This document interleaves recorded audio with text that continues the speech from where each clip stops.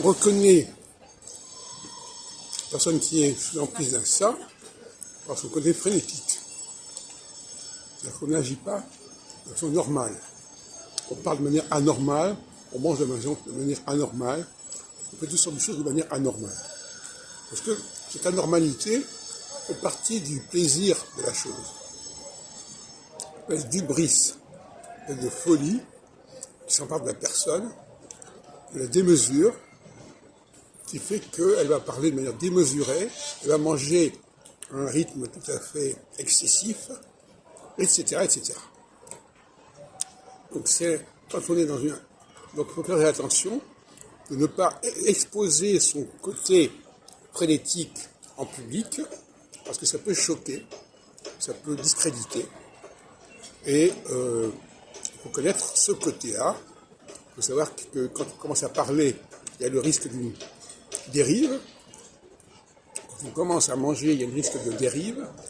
Quand on commence à avoir des relations physiques aussi, d'une certaine manière, tout ça doit être maîtrisé et contrôlé. Et ça fait partie de l'éducation, de se méfier de ces excès qui peuvent se produire chez les garçons et chez les filles de manière différente. C'est très important.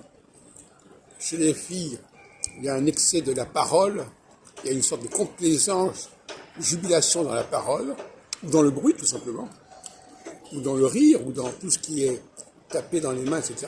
Il y a un plaisir de faire du bruit, mais même à la parole de choquer par les propos, alors que chez les hommes, par exemple, il y a souvent un excès dans l'alimentation, pas dans l'alimentation elle-même, c'est même pas l'alimentation qui est un excès, c'est la rapidité, c'est le rythme d'absorption qui est anormal, qui est pathologique. On ne peut pas dire pathologique, parce que de toute façon, la pathologie fait partie du comportement du ça. Alors le ça nous conduit vers la pathologie de toute manière, mais il fait partie de notre nature en quelque sorte.